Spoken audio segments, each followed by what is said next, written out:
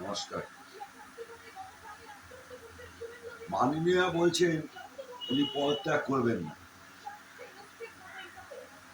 কেন? উনি বলছেন উনি ভোটে হারেননি, ওনাকে জোর করে হারানো হয়েছে।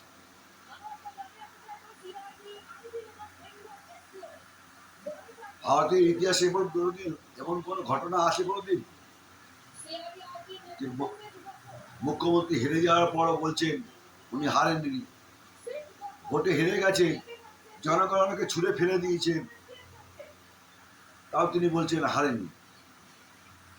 উনি পদত্যাগ করবেন না, উনি রাজভবনে যাবেন না।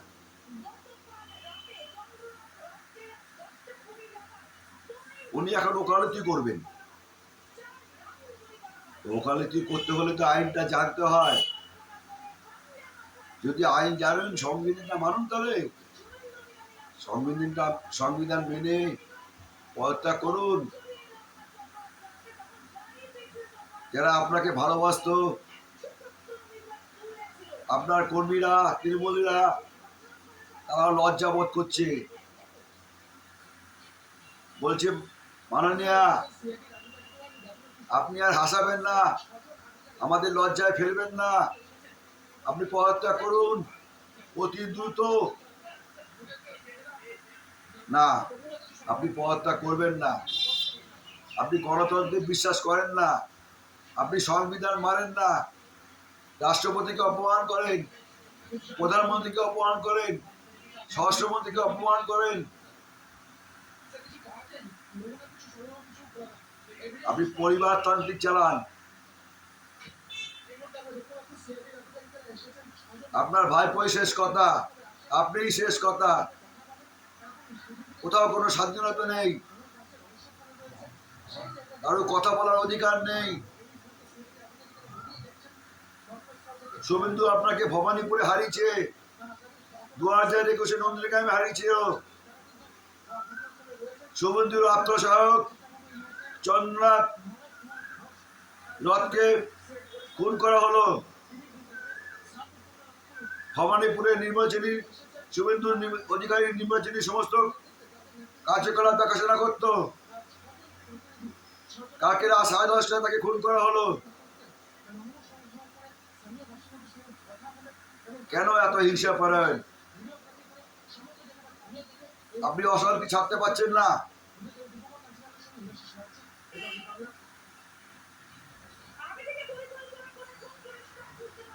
চন্দ্রনাথকে খুন করলেন,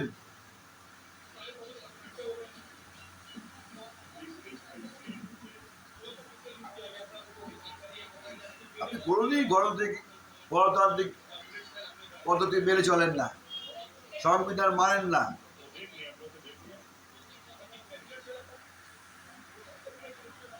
নিজের কথাকে শেষ জনগণের উপর চাপিয়ে দেন।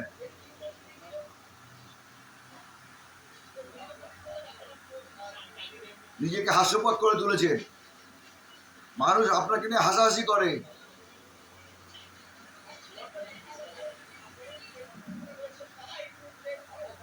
আমরা কি এই মুখ্যমন্ত্রীকে পশ্চিমবঙ্গে ফিরিয়ে এনেছিলাম 2011 সালে? বিনিময়ে কি পেলাম? সব কলকারখানা বন্ধ, প্রাইমারি স্কুল বন্ধ,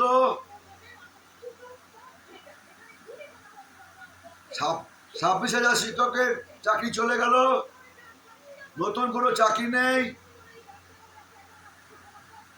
শুধু ভাতা ভাতা ভাতা আর মুসলিম দোষণ। আপনার 80 জনের বিধায়কের মধ্যে 40 জন মুসলমান জয়লাভ করেছে। আপনি মুসলমানদের পার্টি, আপনি হিন্দুদের জন্য কিছু করেননি, তাদের কথা বলেননি, আপনি মুসলমানদেরও কোনো কাজ করেননি, মুসলমানদের উন্নতির জন্য কোনো কাজ করেননি, শুধু ভোটটা নিয়েছেন, বিভাজন করেছেন। এখন বলছেন পদত্যাগ করবেন না।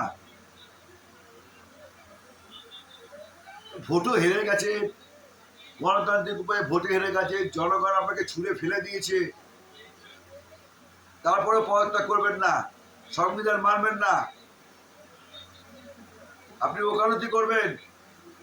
আরে ওকালতি করতে হলে আইন জানতে হয়, আইন জানলে সংবিধান মানতে হয়। আর সংবিধান মানলে আপনি হেরে গেছেন যখন, তখন পদত্যাগটা কেন করেননি? পশ্চিমবঙ্গবাসীকে কাছে আপনি হাস্যপদ হয়ে গেছেন।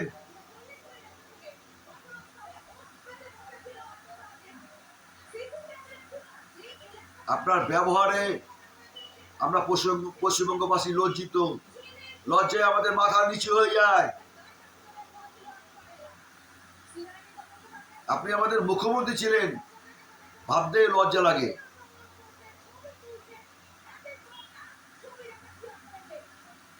কেন চন্দ্রনাথ রথকে খুন করা হলো? কি তার দোষ?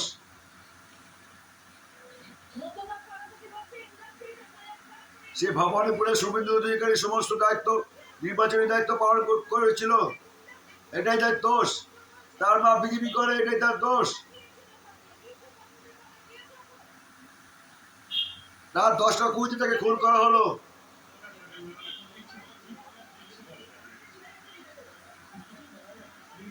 তিনটে গুলি করা হলো, পেটে মাথায়, অধিক রক্তক্ষরণে মারা গেল।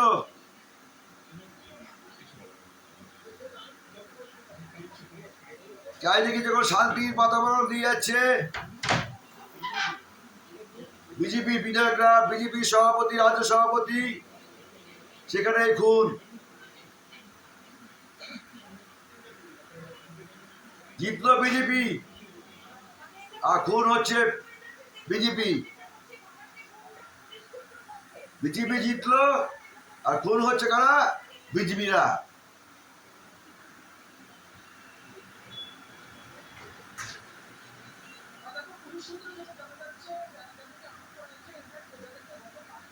আপনি দ্রুত পদত্যাগ করুন,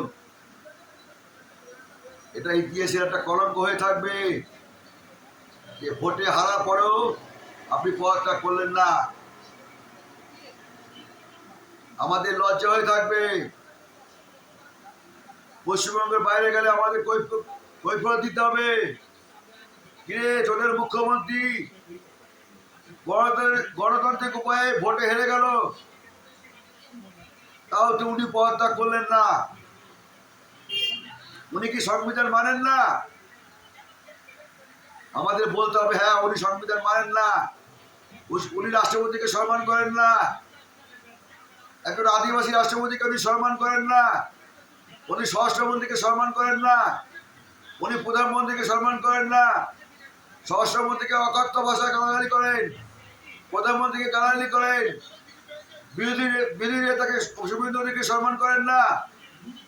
ও বিরোধী দলের নেতা শুভেন্দু অধিকারী, ও সম্মান প্রাপ্য, ওকে আপনি সম্মান দেননি, দিনের পর দিন অপমান করেছেন, জনগণ মেনে নেয়নি, আপনাকে ছুঁড়ে ফেলে দিয়েছে। গণতান্ত্রিক উপায়ে ভোটের মাধ্যমে আপনি 15,000 ভোটে ভবানীপুরে হেরেছেন। আপনার নিজের কেন্দ্রে ভবানীপুরে আপনি হেরেছেন। আপনার ব্যবহারে, আপনার পরিচয়, আপনি জীবন কর্ম করবেন, সেবন ফল ভোগ করবেন। জিতলো বিজেপি আর সব জায়গায় খুন হচ্ছে তৃণমূল। বিজেপি বিজেপি জিতলো, বিজেপি খুন। বাহ, 2021 সালে আপনার জেতার পর কত বিজেপি কর্মীকে খুন করেছিলেন, কত ঘর ছাড়া করেছিলেন। এখন হেরেও খুন শুরু করেছেন। খুনের রাজনীতি বন্ধ করবেন না। আপনার কর্মীদের তোলা তুলতে সাহায্য করেছেন, তোলা শিখিয়েছেন, খুন করতে শিখিয়েছেন।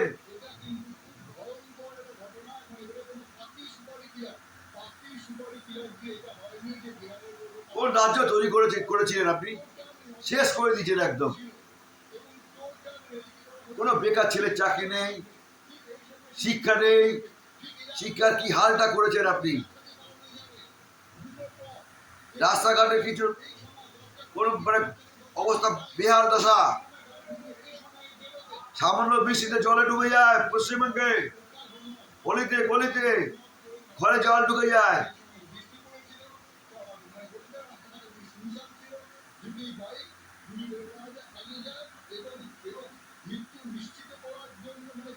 মাননীয় মুখ্যমন্ত্রী, প্রাক্তন মুখ্যমন্ত্রী মমতা ব্যানার্জি, আপনি সংবিধান মানুন, মানুষকে সম্মান করুন, সম্মান করতে শিখুন। আপনি সম্মান করলে, মানুষকে সম্মান করলে মানুষ আপনাকে সম্মান করতো। আপনি কাউকে সম্মান করেননি। আপনি দলের লোককে অপমান করেছেন, আপনার দলের বিধায়ককে অপমান করেছেন, আপনার দলের বিধায়িকাকে অপমান করেছেন। আপনি কাউকে অপমান করতে ছাড়েননি। আপনি আপনার নিজের লোককে অপমান করেছেন, শুধু ভাইপো ভাইপো করে গেছেন। যারা আপনার জন্য জীবন দিয়েছে তাদেরকেও অপমান করেছেন। যারা আপনার জন্য জীবন দিয়ে লড়াই করেছেন তাদের বিপদের মুখে ফেলছেন। চন্দ্রধরকে খুন করা হলো, তার কি দোষ ছিল? সে ভবানীপুরে শুভেন্দু অধিকারী নির্বাচনী কাজ দেখাশোনা করতো, এটাই তার দোষ ছিল? এ শুভেন্দু অধিকারী বিয়ে ছিল। আপনি হার মানতে পারেননি।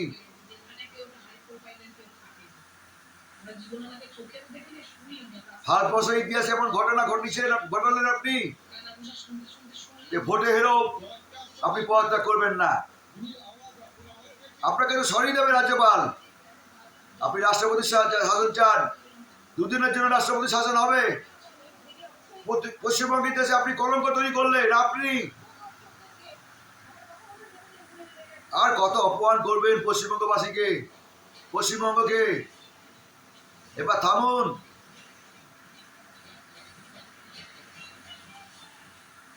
আপনি ওকালতি করবেন, আপনি আইন বোঝেন? আগে ডক্টর লিখতেন, ডক্টর মমতা ব্যানার্জি, তারপর লিখতেন সততার প্রতীক। এখন লেখেন সততার প্রতীক? লেখেন না। কেন লেখেন না? কেন? সততার নাম মাত্র নেই আপনার মধ্যে, সততার নাম মাত্র নেই। আপনি সংবিধান মানেন না, তাই পদত্যাগ করবেন না।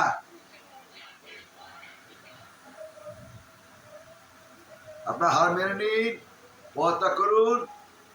আপনার কর্মীরা অনেক লজ্জা বোধ করছে, তাহলে লজ্জা থেকে বাঁচবে।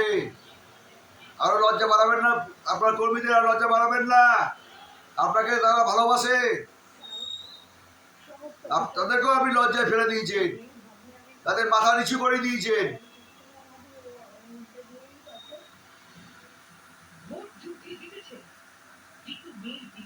সন্ত্রাসের রাজনীতি বন্ধ করুন। কেন চন্দ্রনাথ খুন হলো?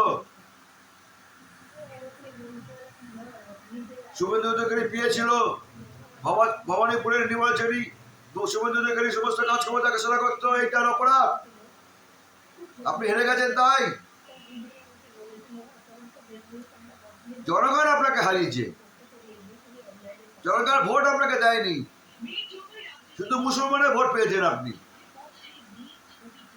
আর শুভেন্দু হিন্দু, শিখ, খ্রিস্টান, বৌদ্ধ, মারাঠি, পাঞ্জাবি, গুজরাটি সকল হিন্দুদের ভোট পেয়েছে, সবার ভোট পেয়েছে। আপনি ভোট পাননি, আপনি আপনার এলাকায় হেরেছেন। আপনি সংবিধান মানেন না, কোনোদিন মানেননি সংবিধান। আপনি বিধানসভা ভাঙচুর করেছেন। সিঙ্গুরে ফ্যাক্টরি পুরো হয়ে গেছিল, টাটা ফ্যাক্টরি। আপনি ধর্নায় বসে সেই ফ্যাক্টরিকে বন্ধ করে দিয়েছেন। সেদিন থেকে পশ্চিমবঙ্গের ইতিহাসে এক অভিশাপ নেমে এসেছে, কালো অন্ধকার। সেদিন থেকে পশ্চিমবঙ্গের রাহুগ্রস্ত পশ্চিমবঙ্গ হয়েছে। আপনি সংবিধান মেনে পদত্যাগ করুন, সংবিধান মানুন। আপনিও এদেশের নাগরিক, তবে সংবিধান কেন মানবেন না? সংবিধান মানুন, পদত্যাগ করুন।